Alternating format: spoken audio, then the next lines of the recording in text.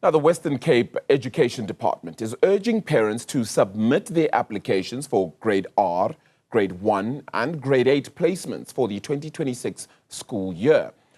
That's because today marks the final deadline. Now, the department extended the application period after the initial deadline actually closed last month. So far, over 8,600 late applications have been received. For more on this, we're joined by Bronagh Hammond, the Director of Communications at the Western Cape Education Department. Bronagh, thank you so much for the time. Please excuse my ignorance here. I don't yet have to register my own child then into school at this point. So a few educational questions for me here.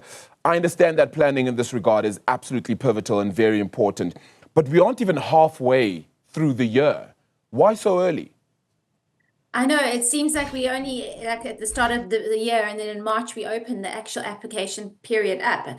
You know, we used to have it very late in the year, and we brought it forward to March, April, for the very reason that it does take a lot of time after you actually have the initial application period. It takes a while for schools to actually finalize their lists, because a lot of kids, you know, they could get into one or two or three schools, for example. They need to confirm which school they want placement at.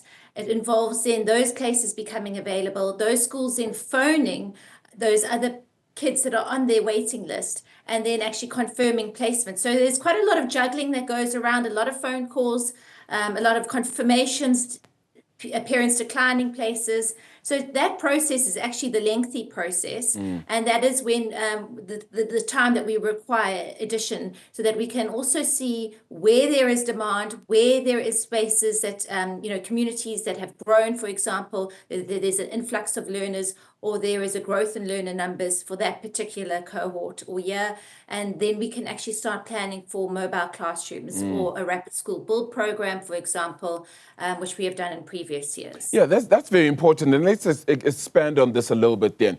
In certain places, you've just said that some schools would have given the go-ahead to some student to, of course, join them. That student then, or the parents then, choose a different school then, and then space opens up in that school as well. Does that mean at a later stage there could be an opening so that the excess demand or the excess applications that were put forward then get bumped up the list?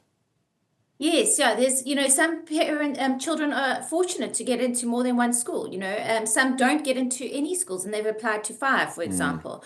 But then, you know, there is that process that then happens. And we always say to parents, you know, as devastating as it can be, you know, after that initial, you know, confirmation that you haven't got a place in a school or in the school of choice, there is that chance that you could still get into your school of choice. There's also kids that have got into maybe their second or third choice, but then down the line they might get a phone call from this first school of choice, and then they might decline then their previous confirmation and then actually go for their first school of choice. So as I said, it is a process. So parents can please, you know, just remain patient, don't panic. You know, write to your schools if you haven't gotten into a place in your schools of choice.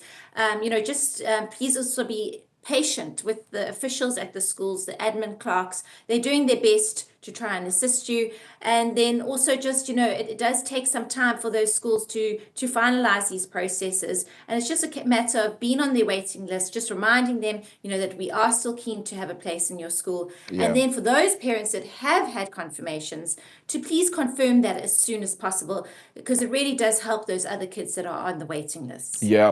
The compliance with these dates that have been set up for when applications should be in, etc. You do have a few, let's call them late applications, over 8,600 of them. I'm assuming that that's post last month's initial closure then. Has the compliance with these dates, however, gotten any better over the years?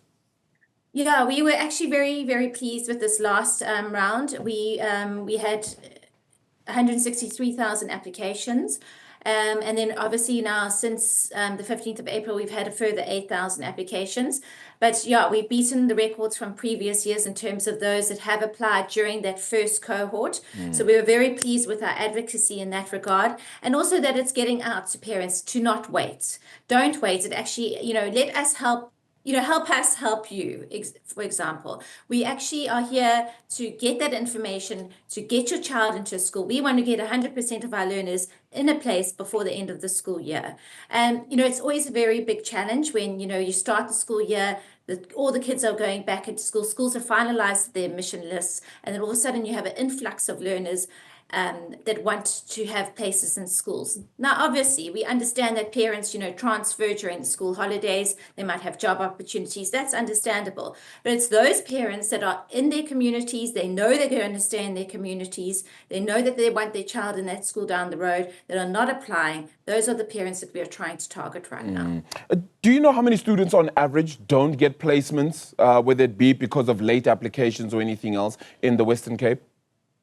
Well, we had about 6,000 to 8,000 applications that were late this year, and that wasn't just in January and February alone. Wow. So that is quite a challenge. That's if you look at those numbers, you need 6 to 8 additional schools just to fill those learners or to accommodate those learners. But what we do is there's also the challenge of subject choices, for example. If you have a child that arrives they're in grade 10, for example, or grade 11, they've chosen certain subjects and they've put themselves in a community. That school that's down the road might not be the school of choice for that learner because it might not have those subject choices that they require. So that's also a challenge. Obviously, language also a challenge. You've got some schools that choose your Afrikaans English or your English Xhosa, and you might have an Afrikaans learner that requires Afrikaans first additional language. So all of those factors need to be taken into account as well. Yeah, you spoke about the transfer applications that start on later this year as well. Is that in August, if I'm correct, in that process? Yeah, so that's, yes, on the 4th of August. So that opens up. So those are your learners from grades 2 to grade 7 and from grades 9 to grades 12. So that is your parents that are living maybe in another province in Gauteng. They know that they're moving down next year, that they can make that transfer application. And for those that want to try and attempt to get into another school that's maybe in their community, a school of choice. So that will open up on the 4th. While our online application system for grades R1 and 8 closed tomorrow at midnight, you still can apply, and we still encourage parents to apply, but it won't be online. It will be at our district offices or at the schools themselves. Yeah. All right. Just as a final question, what are some of the policies that may be considered by some of the schools in the review process? I mean, I know you can't reveal necessarily per school, but just some of the things that parents need to think about in that review process when a school doesn't necessarily accept your application or another one does.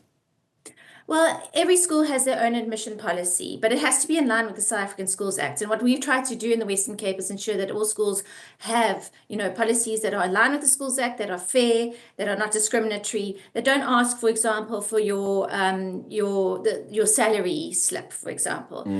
So those are the kind of things that we've tried to eliminate, that kind of discriminatory practices, so that everyone has a fair shot. But we do, some schools do take preference, for example, of learners if they've got a sibling in their school already. That makes sense, a parent dropping off, 2 of their children rather than going to 2 different schools. So that is, some schools take that into account, past learners, a proximity to that school. But so just take that those are the things that need to be taken into account. But your documentation is extremely important. If you do not have the required documentation, such as the learner's previous report card, their road to health certificate if they're going into a primary school, the ID, and if you don't have an ID, an affidavit, and then, of course, your proof of address. Very important. Then just a repeat then of that, the deadline for this being the 16th of May. That's tomorrow at midnight. Correct, Bronagh? Yes, thank you very much. And thank you for advocating for it, because if we know about numbers, then we can plan appropriately.